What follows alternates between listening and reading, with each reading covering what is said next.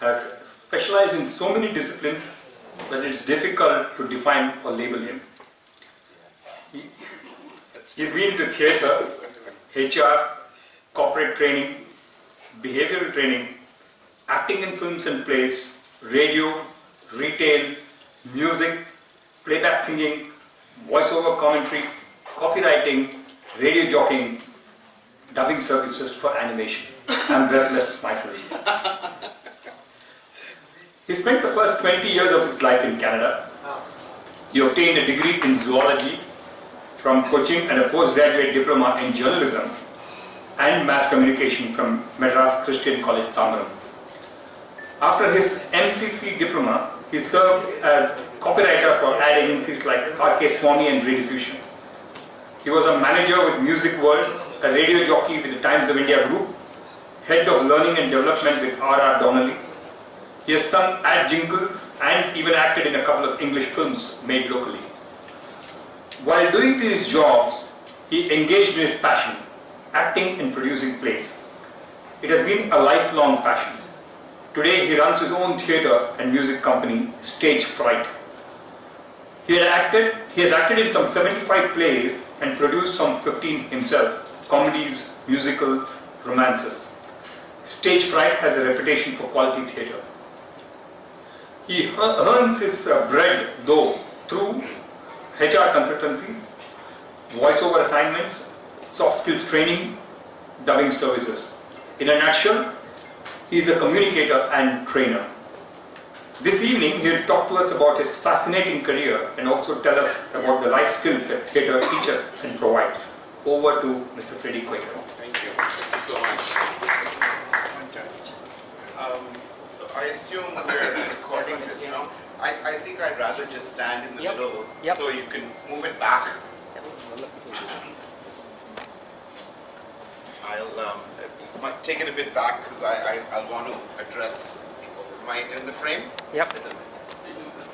Yeah? Still in the frame?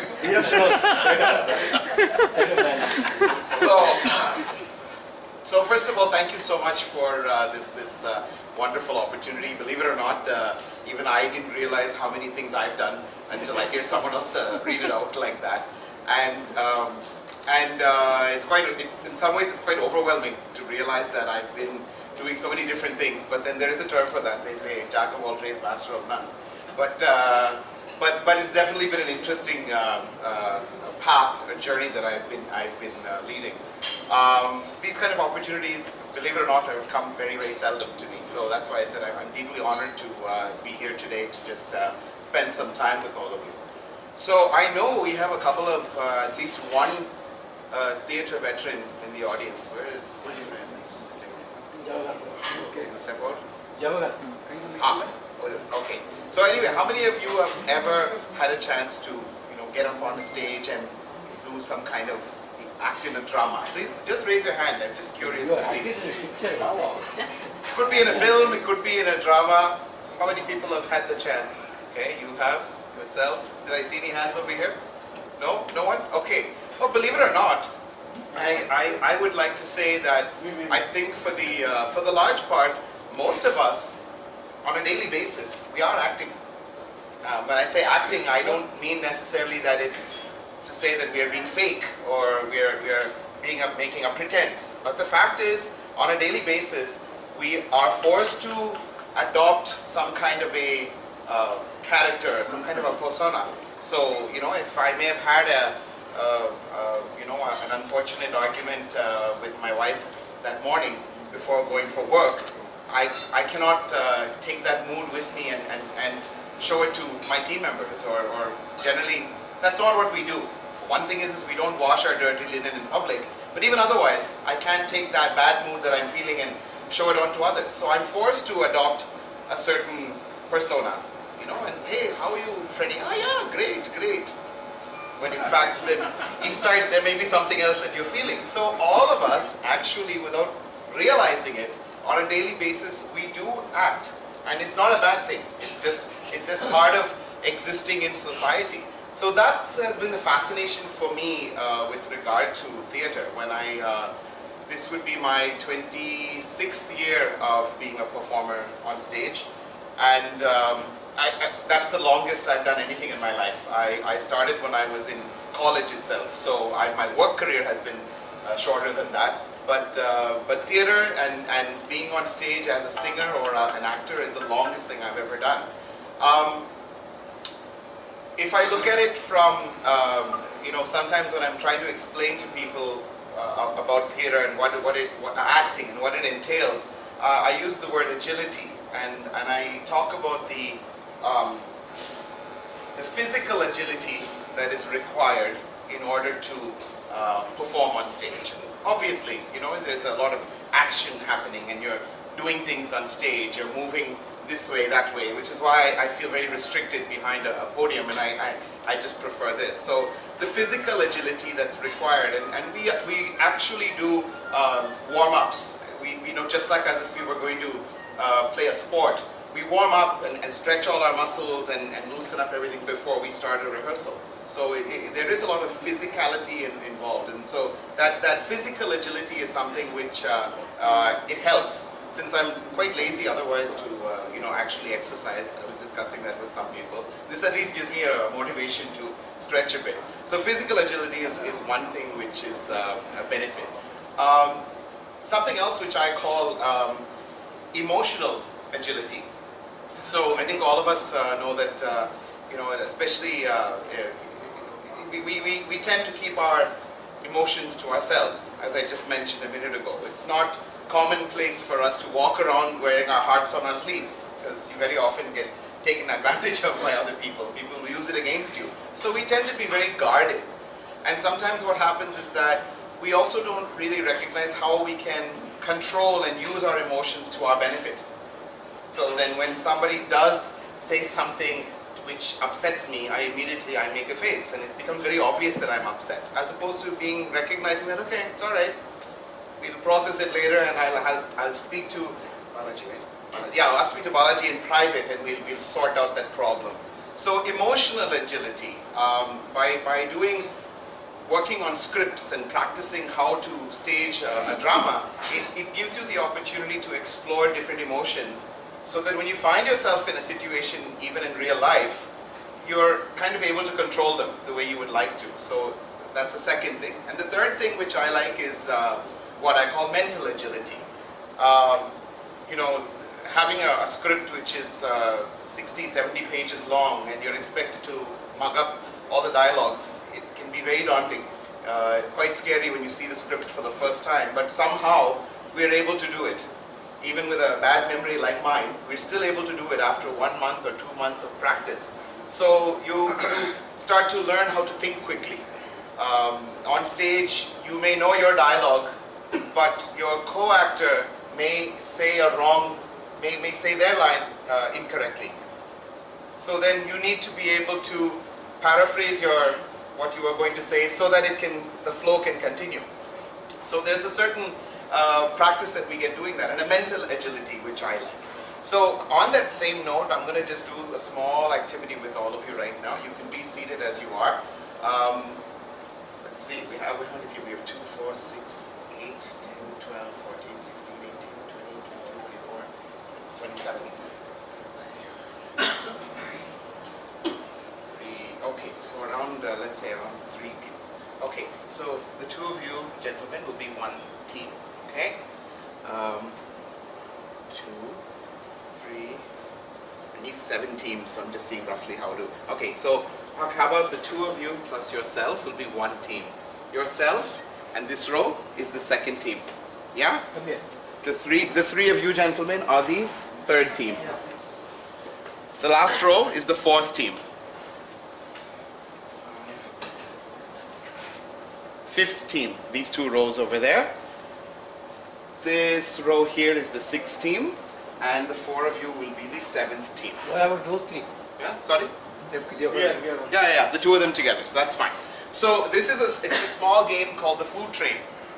And what I'm going to do right now is I'm going to tell you some small, simple food items. And I'm going to allot a food item to each of you. So for this team, it's coffee. Coffee is your item. Just remember that. For this team, it's cheese and biscuits. Cheese and biscuits. For this team, it's fruit and custard. for that team, it's piece of cake. Yeah? These two rows here, you get an interesting one. You get bonda konda da day. Bonda konda da day. Fish and chips. And soup. And soup. Soup for this team. You're not in soup, you are soup. Yeah. So what we're going to do is, you'll understand as soon as I demonstrate. What you're going to do is, you're going to take your particular item, and the train is at the platform right now. It's at a standstill at the platform. It's a steam engine, and the train is going to depart from the platform and pick up speed, and by the time it reaches here, it'll have picked up speed. So you're going to start by repeating your item as if you are departing from the platform, slowly. We'll do it for a little while, and it will very, very smoothly pass to this team at that same speed. And they will... You mean you are advertising it, saying... No. So you're going to make the sound of the train. You're going to make the sound of the train. I'll show you. It will pass to this team, at which point you can reduce your volume.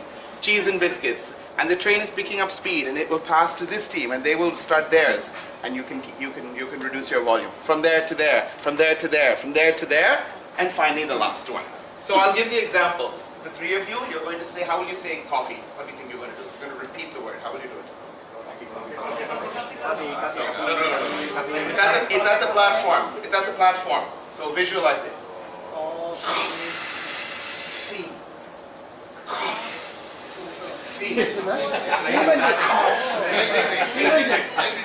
Coffee, right?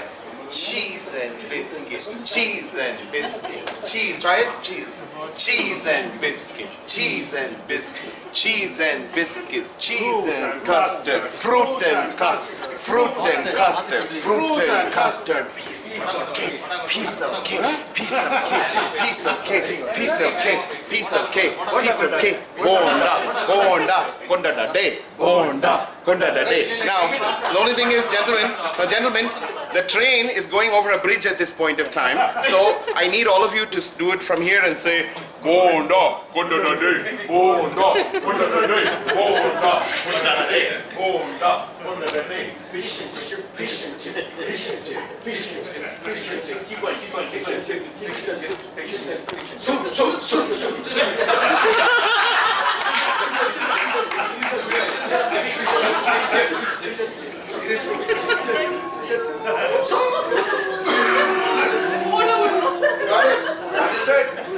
So let's all try it now. So one by one, very fast. Are you ready? Yeah. Okay, go ahead.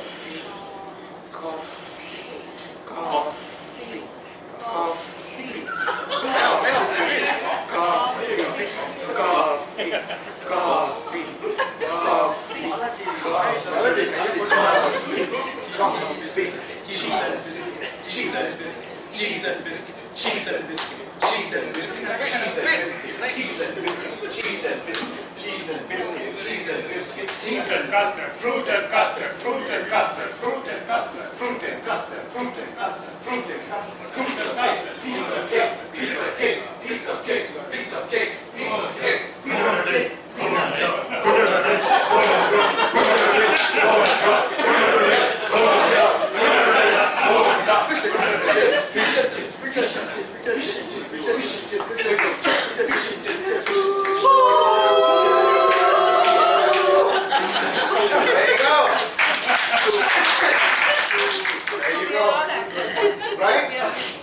Everyone's an actor. That's what I told you. Were you able to visualize the train? Right? See, this is what we can do just using, in this case, it was just your voice. We didn't even use our expression. We didn't use our body language as such. It was just the tone of your voice that you did something. And probably the fact that you were willing to have a bit of fun. Also very important. And the fact that you are not resisting the idea and saying, hey, you know what? It's okay. Just have a bit of fun. So, theater, this is what theater has done for me. Theater has given me, it's broken me out of a lot of perhaps patterns which others try to define for me, society tries to define for you. Yes, to some extent we have to go along certain paths and whatnot, but theater has given me the opportunity to actually break out of that. And What I realized over the 20 or so years that I've been working as a, or all those various things that I've been doing, I didn't realize all those stuff. But I realized that more than dance and music, it's of course, knowing any kind of art is good for us because it exercises certain parts of our brain which otherwise we don't necessarily use. But for me personally, more than dance and music, and I'm a musician, theater has given me practical applications on a daily basis. So I just made a list of some of those things because what I realized is that when I stand out on a stage and I speak, much the way I am speaking right now, that's pretty much what we do in office and what we call public speaking. Right? Many people they struggle with talking to a small group of say 4 or 6 people. Or it could be the other way around. Maybe they're comfortable talking to a large group of 200 because no one's making eye contact with them. But either way, usually people have some kind of difficulty when it comes to public speaking. So theater has taught me that, you know, how I can carry myself, the volume at which I would speak, these expressions I use, the way I pause, my ability to enunciate and ensure that the audience is able to understand me. So what we always say is that if we're doing a play, in the last row at the back of the hall, there'll be a little old lady who's sitting there, who's straining to see what's happening on stage. Even she deserves to know what's happening on stage. So we always say that we should be performing so that if the person at the back of the hall, even that little old lady who also paid the same ticket rate as everybody else, also gets the benefit of that. So public speaking is one thing that is definitely, you know, I believe theater gives an application there. Then because I've been producing plays as well, organizing and producing plays, what we call stage management, which is handling the back end of a production. So coordinating the costumes, coordinating the props, coordinating the actors themselves. So usually there'll be someone to make sure that the actor enters at the correct time, based on what's happening on the stage. So we call it stage management. Production can also be referred to as, let's say, the organizing of it. Someone needs to go and find the hall. Someone needs to speak to a vendor for the sound or lighting and things like that, or if it's meeting a sponsor, whatever. But all of that is essentially ends up being how well I manage a project. And as a stage manager, I have to deal with a lot of different types of people, right? Different egos, different insecurities at times. So my ability to talk to a person and understand what kind of you know, motivation they might need. Someone who's feeling nervous to get on stage. How do I speak to them to encourage them to get on stage? So my interpersonal skills and my ability to show leadership. All of these things which we tend to talk about at perhaps at a corporate level, or perhaps if you're in school, we talk about you know, learning life skills are something that I think theater provides. Directing a play. So as the director of a play, you know, the responsibility that you have is very similar to that of a CEO of a corporate, you know, a corporate organization. You need to have a very, very broad vision, but also doesn't mean that you can just fly overhead. You really need to know what's happening. Whether you're using the help of your stage manager or somebody to do that, but you still need to know the ground realities so that you can, you know, take course correction as and when required. You know, regretfully, there have been occasions where we've had people who are not contributing in a positive manner to a production. Maybe they're just being a bit negative and a little bit of backbiting. So it's up to the guy in charge to go and have that chat and say, hey buddy, you know, you're not really, you're bringing down the morale of the team, you know, and talk to that person and get them to either change their ways or if required, say, thank you, there's the door. So tough decisions that have to be made as a director. So it's just a lot of leadership. And then also branding our show, how we brand it, how do we promote it.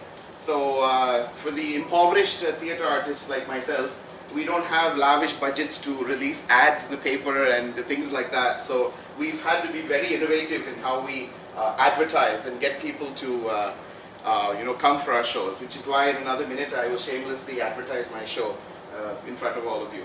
So we think of different ways to try and reach out to people and you know, over the years I've realized we are quite innovative at times. We've gone to these restaurants and done little 5-minute promos. We've done flash mobs at Express Avenue and places like many years ago. We did things like that. So to somehow try and create a buzz without having to spend money, which we don't have, obviously. And so these are a lot of just little ways that I find that theatre has helped me on a professional footing as well. Theatre, as somebody mentioned, has just been a hobby for me. I've never looked at earning an income from it. I think today there are groups in the city who try to do that. They try to make it lucrative, but I think anywhere in the world it's very difficult, for live performers to make a living. Invariably, they end up moving towards film or TV to supplement their income somehow. So for me personally, theatre, it's not been about earning money from it and earning a living, but rather it's just been about sort of complementing and enhancing my personality in whatever way I could. So I've been talking a lot. I would like to know if anyone has any questions or any thoughts. Your corporate training, is it mainly communication? Yes, I work. I work as a behavioral trainer, but mostly in the area of interpersonal skills. I do a bit of team building work. So again, it's all of the skills that I have had a chance to develop doing theatre, working with a large group of people, being able to allot work accordingly to people, delegating work to people, then ensuring that everything is coming together. So I use it in a similar way. I do team building work, I do communication skills for people. So it's been interesting to use theatre as a medium for that and a methodology. How do you recruit people for your stage plays? What kind of skills are you looking for when you want somebody to come and be a part of your act? Sure, good question. I don't believe that acting is it's a science. It's not necessarily a science. I believe that it can be done by anyone. What I usually tell somebody if they would like to be a good actor is, number one, you have to be willing to drop your inhibitions. And easier said than done for many people. So even an activity like what we just did, of course I did it for fun, but sometimes I use activities like that to see how much a person is willing to open up. Then the second thing I tell them is you should be very observant. We need to be extremely observant about so I'm the slightly strange fellow who goes for a funeral perhaps, and when everyone else is sitting there and crying, I'll be watching how different people are crying and taking mental notes. So a little bit weird that way, but it's just about being extremely observant and seeing how different emotions. So any emotion can be displayed in innumerable ways. There's no one way of displaying an emotion if you think about it. Anger, for example, just as an example, anger could be where I'm stamping my feet and screaming and shouting and I pick up the chair and throw it, and that's a visible demonstration of anger. It could also be where you're just standing still and just your chest is heaving and you've got this very deadly look on, deadly serious look on your face. So two very different ways of showing the same emotion. So dropping inhibitions, observing, and then the third step is very simply doing it, just executing it. So having dropped your inhibitions and taken inputs from wherever you can, then the third step is just to do it. So I look for people. You audition them? Yes. To answer your question, we have auditions whenever we have a show, and I just look for that. Not necessarily acting skills and No, it's more of a willingness to. So I've always said that.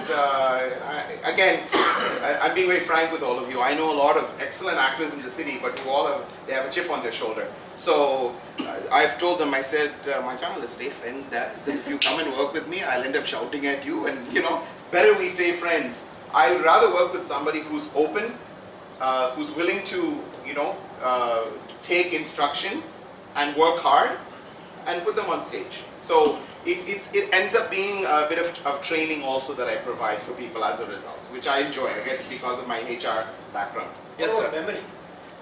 What about memory? Memory for by hearting so much in your life. Yeah, like I said, I myself am not the greatest when it comes to it, but what I've realized is that I think it's true with anything. If you enjoy something, you'll be willing to work at it till you get it. Isn't that how life works? If you're really, really interested in something, regardless of how difficult it is, you don't feel that you're putting in that effort, or you don't feel that it's a misplaced effort. So, you don't have prompters behind prompting your dad? No, not at all. That concept doesn't. No, not at all. So we don't use microphones if we can help it. We don't have prompters telling us dialogue. So a lot of the rehearsals are a very rigorous process of just sitting and running lines. So I'll be making my actors just say their lines. I'll say, leave the emotion out of it, just say your lines. So I don't want them using their brain space to think what is the line. It should be second nature by the time we're ready to perform. So I always say, if I give you a script, mug your lines first and come. Don't come and I'll tell you what to do with while you're holding a script in your hand. Drop your script, then we'll what we call blocking. So I'll decide that he's going to get up at this point of the dialogue and walk to the back and have a sip of water, and then he'll come back because he's very angry at that point. Whatever, that's called blocking. So I say I'll only block once you've learned your dialogues. And so first is knowing your lines. Second is knowing when to say your lines. So you need to know somewhat what the other person is going to say so that you can respond at the right time. Then only it gets to the point of acting and saying it with a certain feeling, as it were. That's the process that I follow. What is the difference between Tamil stage and English stage? I'll be honest, I'm not very familiar with the vernacular plays that are happening in the city. I'm not entirely familiar with that. Speaking for English, it's a very, very small, limited audience, a very, very restricted audience that we have. And it's getting more and more difficult nowadays to find the sponsorship that we need. So that's definitely, it's not surprising considering the size of the audience. So there's so many more options for companies to invest in, whether it's online, doing some web series or something, or films. Now films, people are starting to do product placement in films and things like that. So more people who are going to see their brand if it's in a film than it would be on stage. What is the motivation of these people who act? Actually, somebody has not acted before, he or she offers to act. From your experience, what's the difference? Is it identity, or is it they want to hear themselves, or is it like, they have something else, social cause, something to back over? I've never gone into it in depth. I like being on stage, definitely. It has nothing to do with me being seeking attention. I'm not someone who wants to be the center of attention, not that way. But I like being on stage without a doubt. Why I have that in me, I'm not sure. So I can't really answer that question.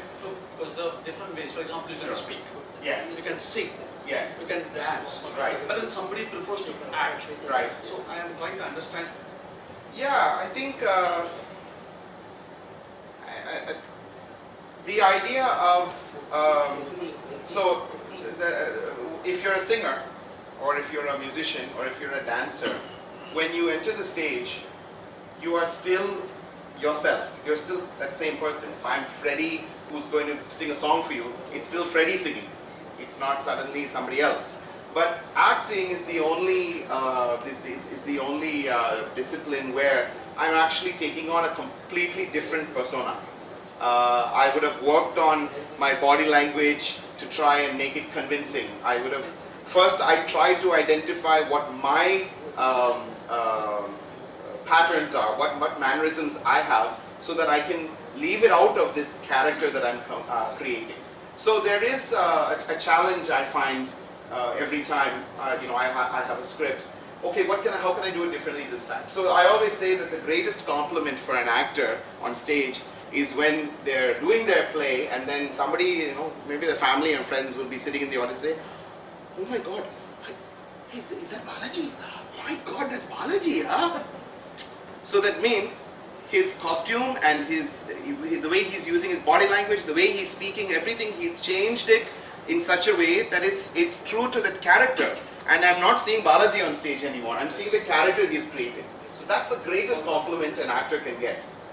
A stage actor definitely can get. That, wow, you did that so well. It was so well developed. I didn't even recognize you. Right? No, Yes, sir. no, on a related note, Ah. we hear that like some of the best actors, they get into the character and it takes maybe a couple of days to come out of it. Yes. Does this happen on stage? Happen to you? Yeah. No, they call that method acting, where you completely, even when you're off stage, you still, kind of behave in that same. Dustin Hoffman did that for which movie was that? Rain Man. Yeah, he spent time with autistic people, and then he started to take, he taught himself to take on those mannerisms, and then he was doing that on a daily basis to stay in character, as we The say. latest film, Bahubali, will be released. Ah. Fusion. The hero Right. lived with his costumes even when he was not shooting. Sure. Exactly. Just stay with the Exactly. Well, India's interesting though, because if you think about it, we are still a country where we'll go for a movie because Rajinikanth is acting in it, not necessarily because of the character he is going to play. Think of all the big stars. We go because that actor is in it, and not simply because amazing job he's done. The story is brilliant, and he's the way his character relates in that store. No, we just say, okay, Kamal's in this film, I'm going for it, and then we pass judgment on whether it was suitable or not. Sorry, you were going to say something. How is the voice modulation in this? Voice modulation, the new actors coming in. And Yes. there were also battles in the halls and earlier for the acoustics now. Yeah. But those days we used to do that. Right. Well, one thing I'm seeing today is there are a lot of fledgling groups in the city. If you go back just maybe say 10 years ago, I'm talking about English theatre. If you go just maybe 10 years back, there were hardly less than 10 English groups in the city. And these were all started by people who had a background in theatre and therefore were trained, and they would use that training. I mean, 26 years later, I'm still doing the same exercises that I learned from all these people. But a lot of times today, we find that college-going kids who want to get into theatre, they want to fast track that whole thing and just jump straight onto stage and be under the spotlight and not really go through the training. So that's an unfortunate part of what's happening. So overall, the quality is dropping of shows in the city. And it has an obvious effect, which is that people are going to say, hey, you know what, that show was quite, it was quite amateur. So I don't think we don't want to support something which is an amateur effort. So training is what's lacking, as usual. You are an experienced singer too. Can we have just half a minute? Oh my God! Music. I'm looking for help. I'm not going to get it from you, am I? Okay, I didn't think so. Oh my goodness.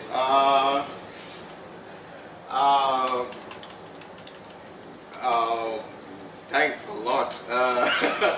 Let me see. Your most popular one. Let me think of a song which all of us might know.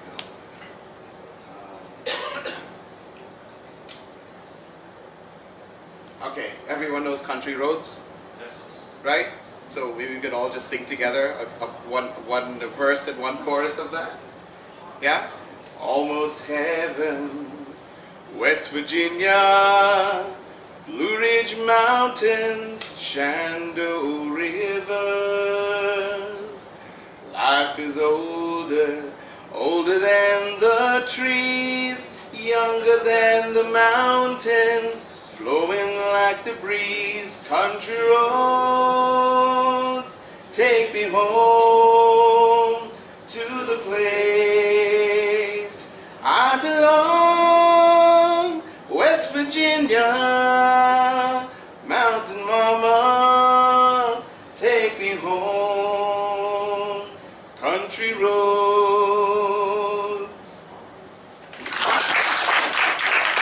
I'm sure by now my time is up, right? Please tell me my time is up. So, thank you. Like I said, thank you so much. I really enjoyed this. I hope you did too. don't stop. If you think you want to get on stage, just get on stage. Something you don't hesitate to do it. You wanted to promote some program of yours. No, I was joking when I said that. Thanks, but I was actually kidding. Thank you so much.